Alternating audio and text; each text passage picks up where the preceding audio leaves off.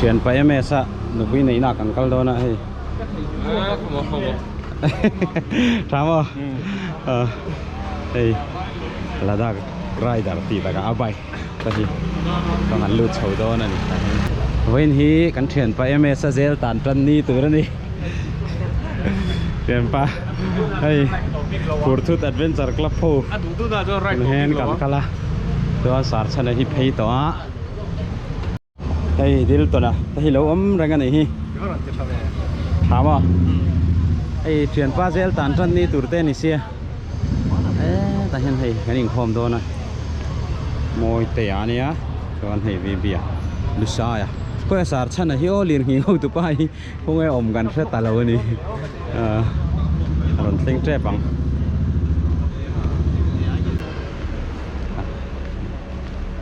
khát vết toàn này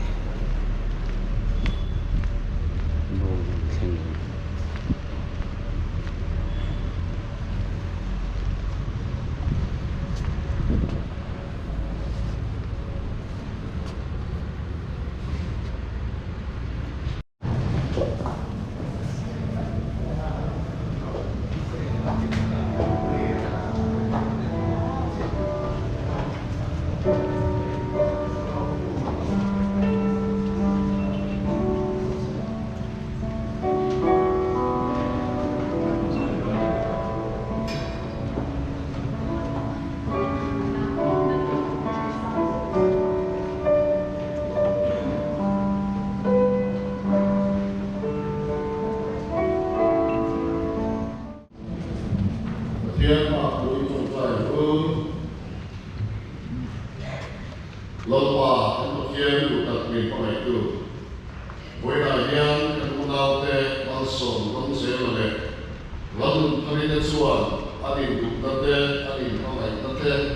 su qua anh hiện đi công cần cái thế là anh đi cái thú anh còn thế là với đại diện là mà ít phát sinh là cái này về ama hit soi moi le hom thain akise lai le hom som lai poin mangai taka em kolin ka hom thatan ti in diam thiam Jante unau te u tu da yan in me ka thum an diam do ania ko kan mi punite in ok ding am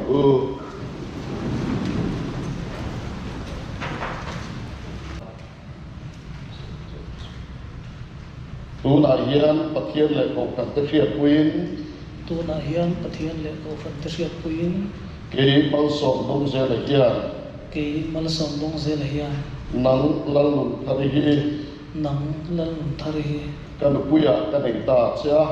kan puya kan ei ta cha voina kan hian i se puin voina tang hian i se puin i bor som puin i bor som puin i pathian puin i pathian puin thì nay mình chân ba lỗ rồng thi nei min chen ma lo zong mà ngày các em colin mangai taka en kolin đã hồng tất tầng che ka vong ta tang che và thiên lệ bị rinh bị puin pathian le mishing mit moin he thu hi he thu hi tu na hian cái tiền bắt che tu na hian ka tia ma che mày chia lâu tiền về lắm tu na hian và thiên lệ cũng cần cái hiệp puin tu na hian pathian le ko shan te sha puin cái lăng lùng thari hian ke la num thari hian nắng mal sổ đông xe này hi nang ma som dong ze la hi cái pasala cái này ta cha ka pasala ka nei ta cha với nó chân hian veina chang hian cái xe puin ishi sen puin i bor so puin i bor som puin i hậu sắc puin i ho sak puin i pathian puin i pathiat puin thì nay mình chân ba lỗ rồng thi nei min chen ma lo zong mà ngày tắc em colin mangai taka en kolin ka hồng thất tầng che ka vong tla tang che pathian lệ mình sinh mình puin pathian le mishing mit mi he thu hi he thu hi tu na hian ka tia ma che tu na hian ka tia ma che zumbun in bun tir na an nei ala mi pa in abun tir pasa ala chumi zo chuan mei chen abun tir le ang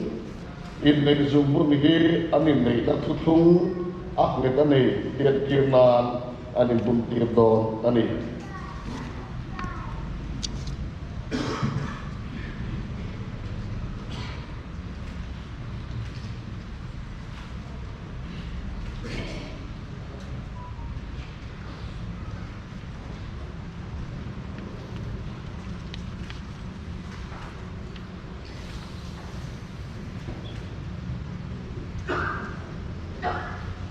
nào tu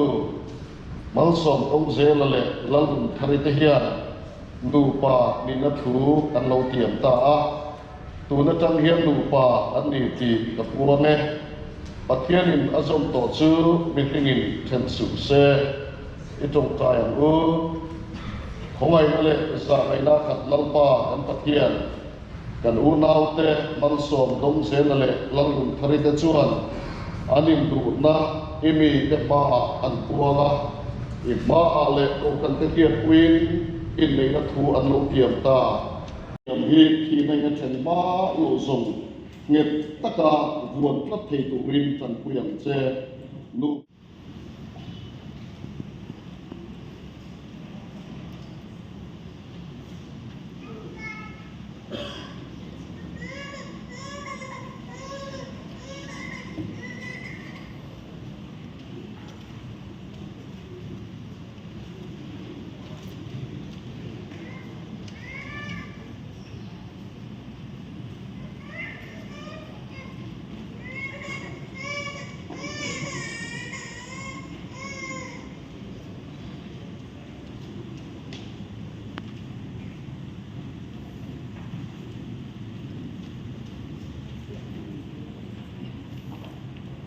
Mizoram Baptist ko kan chuan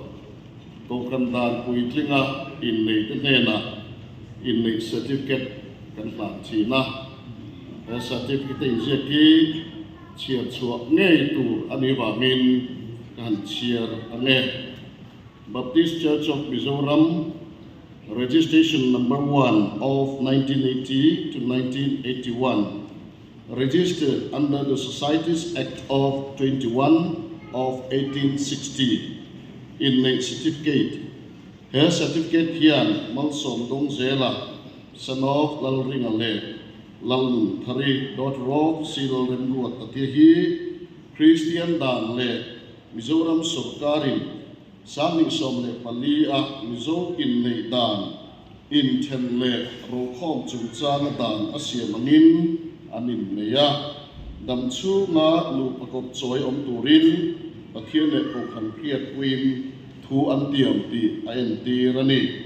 in nei ni July ni som dile priat san ni som dile pathum in nei na hun BCM Central Church Aizol Upper Republic in nei ti tu Reverend Kelang Sanga pathian in azom to chu mi phing then su se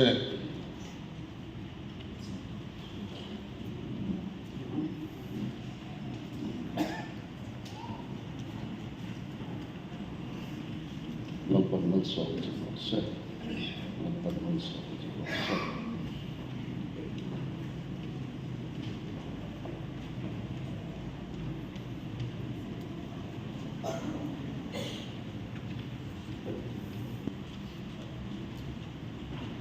in mei te le voina alom pui tu local te nena thucha toi te in soyanga pathian thu hun khatani longai thale ila FSC kwami te nena te ko bola le khathon bungla chan somdi patni na le somni le pala na hi longai thlan u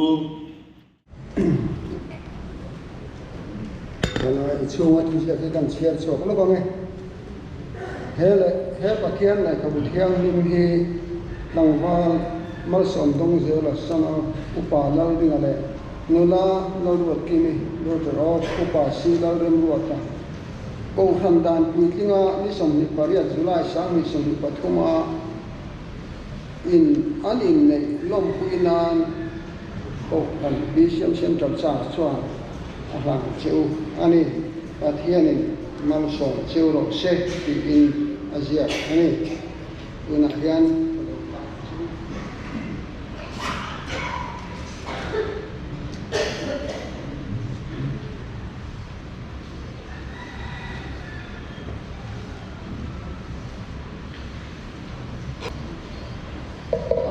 GKP Central Church Unit John kan caution member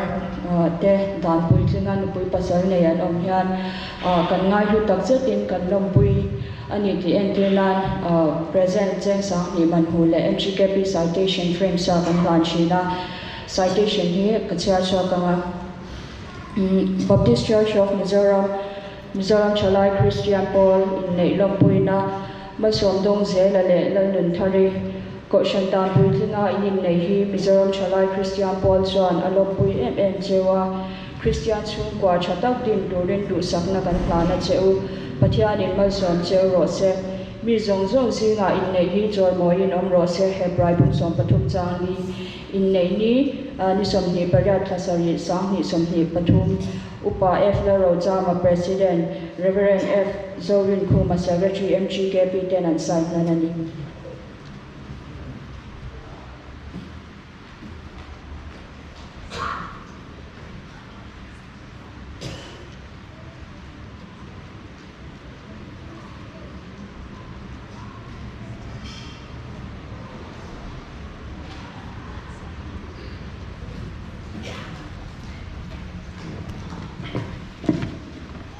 BLGKP te hi anin dan puitlinga pui basal nei te kan member pui basal nei te hi lom puina tu zia sai de sung kan tlan thina tuna hian kan tlananga kan tlan hain kan chair kela onge Baptist Church of Mizoram Chalai Christian Paul Aizo Central Pastor BL Aizo Mizoram GKP emblem chuanga in nei lom puina ma somdong zela son of upa lalring ale Lanun Thari, Daughter of Silrem Luata, Chalai Christian Paul, Aizo Central Pastor Bill Suan, Kohandan Puitinga in Nehi Kantutin Kansuang Evem Chewa, Patianin, Mason Zel Zoro Se, Patianin the Som Tosu making intensive Se, Markabung Som, Changkua, in Nehi, Day Isum Hipariat, Sari Sang Hisum Hipatum Zirkov Nidar, PM, in the Namun, BCM in Central Church, Aizol, in the Tier 2, Reverend Kelun Sanga. BLGKP President le BLGKP Secretary Ming kan sign nanani kan thanange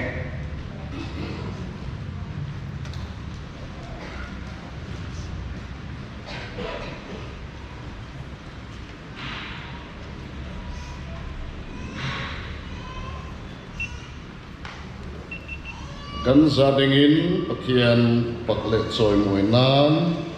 Program sheet ami Christian labo number sanga somde le pakhatna kan sa ala in nei ten in savel lovanga heta local ten bang som na la in tan kan sa do na ni hinlu takin kan sak sungen lo lai tha ula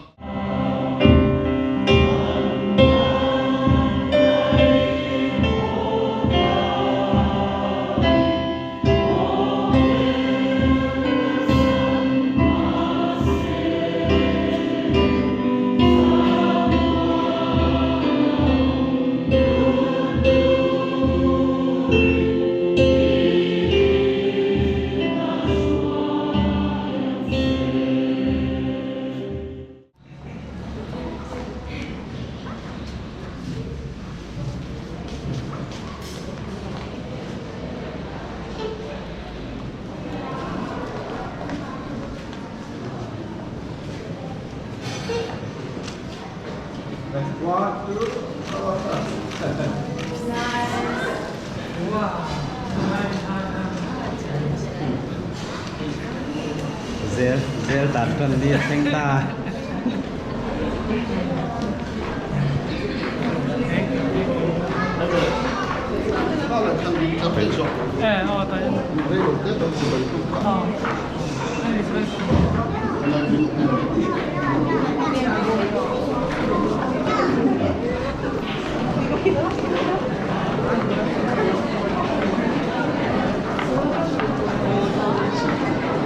right ผ้าหลัง ไรง่าหลังโลลมนะ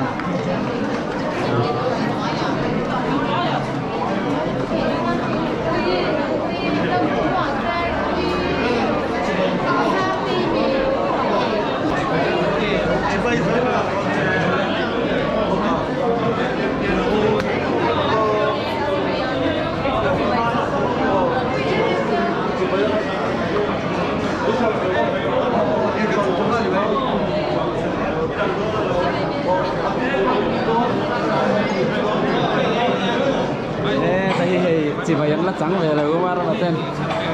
vậy rất chỉ phải tua mà đi tất cả những zel tàn in trần đi mình rất sốc đó đấy chỉ phải nói lông gì chỉ phải rú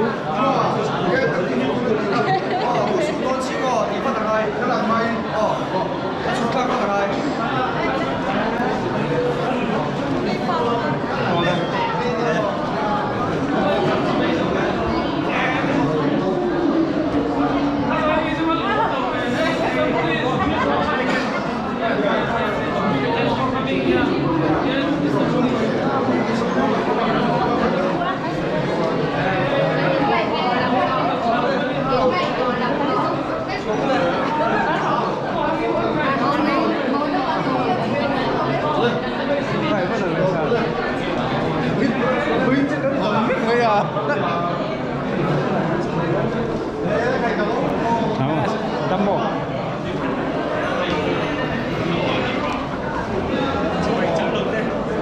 chỉ vậy sáng là lần sàm giờ đấy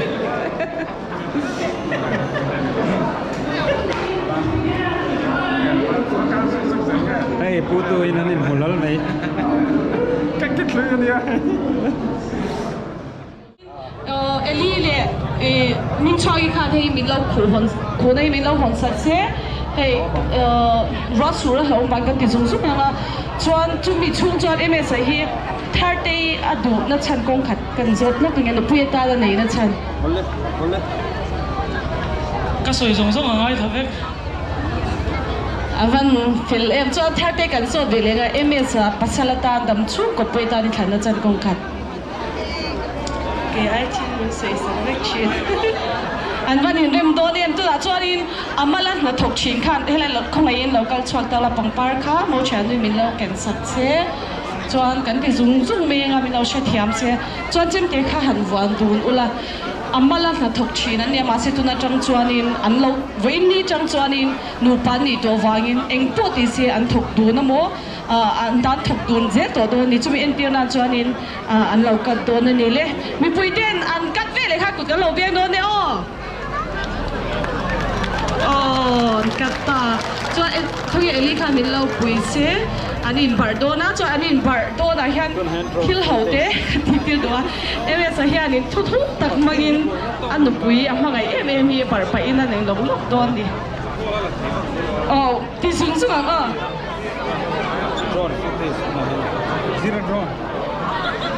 sina hian zira drone kan tho tir don ani Tadi kan bar besi eli local le mela kongai. Tadi dah para heroin min bum roma in. Chuan mau sian te pokan ti to lo me ang min lo sha thiam don ne chuan ke khi sian te ho kha ni nan zon lu tanga chuan mi poiten kan chang vek don ne 30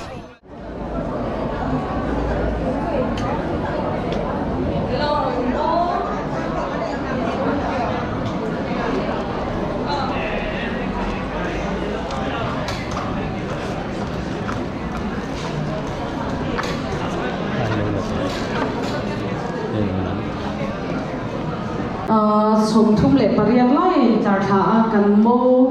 hi anui thei lo pala ke thala na to lama chuan chuan in hun kan thar me nga chuan e thala da tur in lo tha kan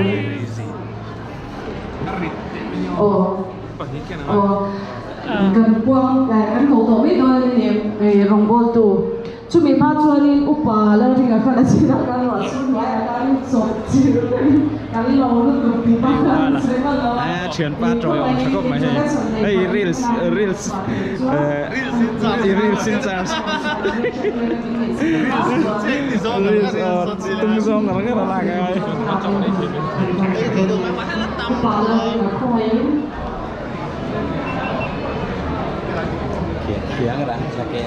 Trên bề lập bề đủ tất tất thì nông thì gần xia đến tràn đàm anh in về mấy ta y là mình thấy kan branch mo la me kha ama che hiu blue star rider blue side rider nào tức là lời hoi lại nó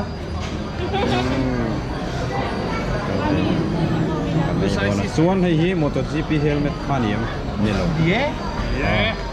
MotoGP helmet Pedro Acosta ina kum Gana sa Tuin mo Pedro Acosta ina kum mang chi kha hi ni Itu ni acoustic tweet. MT enge kha MTKR Plus MTKR plus Minus hey multiply. and smuggler Ôi. Xuống thì